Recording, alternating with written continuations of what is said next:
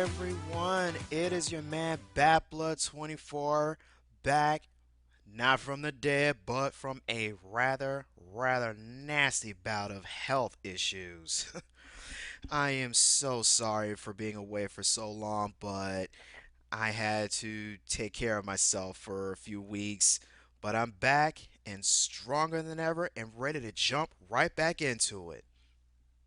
Today's topic of Cafe Yesterday is The Wolf Among Us. This is an original Telltale Company choice based game.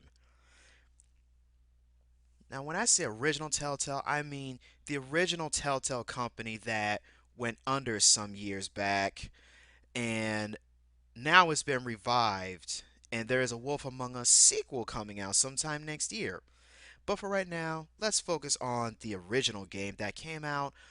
Actually, now that I think of it, the very first episode of Wolf Among Us was released 10 years ago as of last month.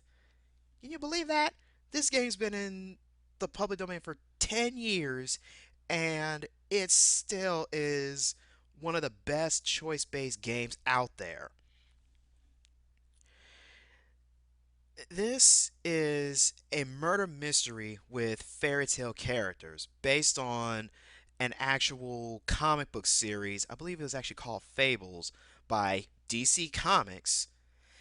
And it takes place about 20 years prior, 15 to 20 years prior to the actual comic book story.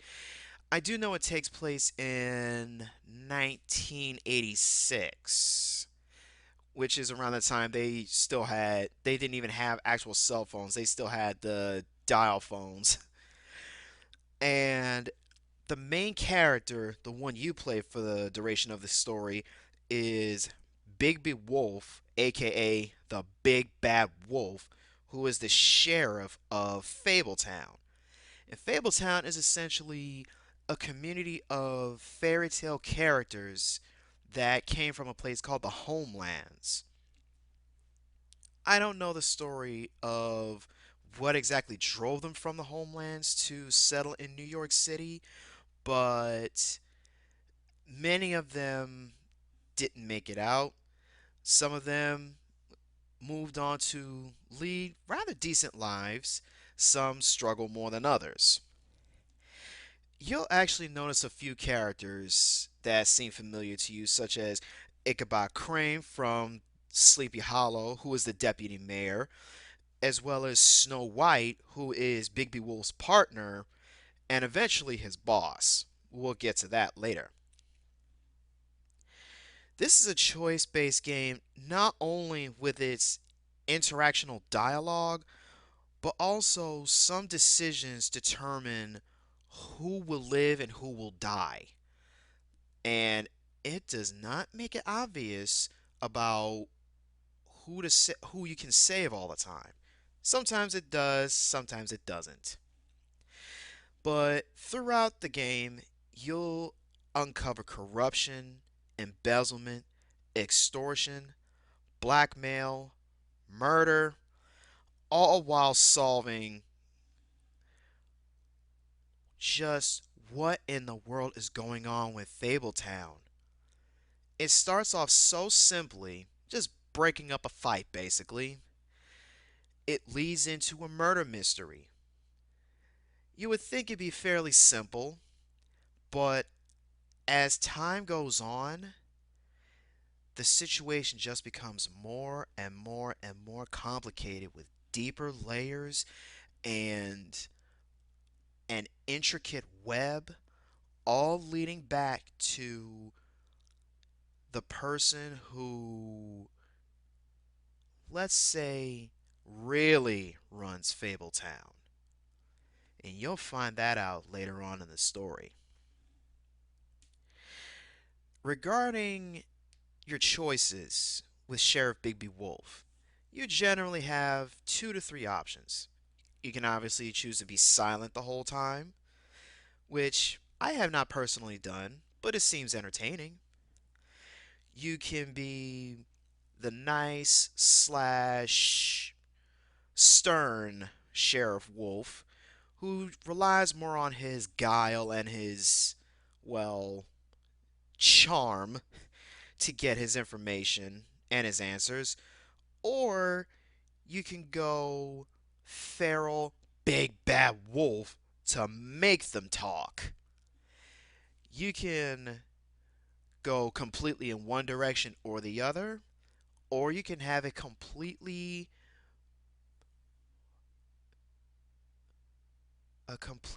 different way of playing altogether. And you never know just how things will turn out no matter how you play it. Even after a decade, this game is still seeing a lot of first time and repeat players, especially with the sequel coming out next year. I'm not even kidding you. Every day on Twitch, I see plenty of people playing this game. Many of them are repeat players, but some of them legit have never heard of this game before, but know that the sequel's coming out next year and decided to check it out. And I have yet to see a single person play this game and genuinely not like it. Maybe not like certain aspects of it. I will tell you this game is not for kids. It is gritty, it is coarse, it is graphic. It is definitely for adults only. But it is such an enjoyable game. I cannot recommend it enough. It has a rather unique art style that gives you a comic book vibe, which gives it a bit of a vintage feel that has aged fantastically over the years.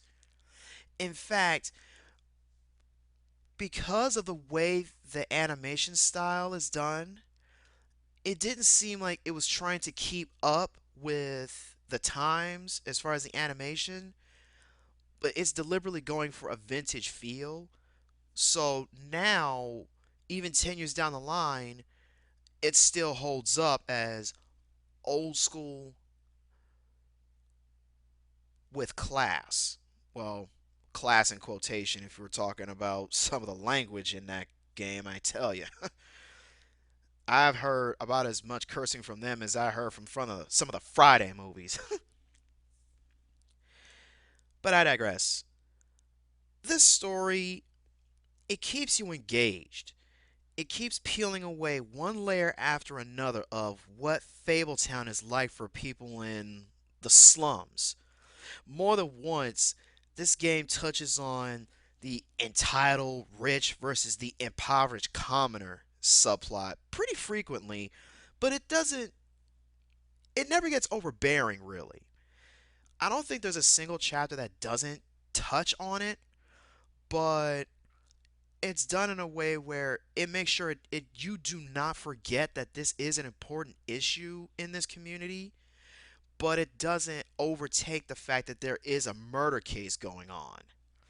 It's not even a subplot per se. It's like two parallel plots running alongside each other, but headed for a collision eventually. Overall, the story mostly follows the same path, but how you reach the end varies pretty greatly based on your interactions with various characters, as well as certain decisions impacting their reactions to you. There's one particular action that you can take that I want to say so badly, but I am holding myself back from spoiling just how amazing this game is. The replayability of this game, I cannot say it enough. You can make fairly similar decisions in every run, yet you'll still feel like it's a fresh playthrough because there's always some slightly different dialogue that can be unlocked. There's some new information that can be unlocked. There's new actions that can be seen, new there's always something different no matter how many times you play through this game. And it's always interesting to see the various reactions depending on how you gain information from some characters. Some you may decide to be very genteel and coax the information out of them, or you may decide, you know what? I tried being nice. Time for me to get mean. Time for me to get rough. And it's time for you to remember that I am still the big bad wolf. I'll be honest with you, I could talk about this game for ages, but I don't want to risk spoiling anything anymore. So, having said that, I'm going to go ahead and call it for now. You should just go ahead and get this game, especially with it being just past Halloween. Make your own decisions and choose wisely, but until then, may the power protect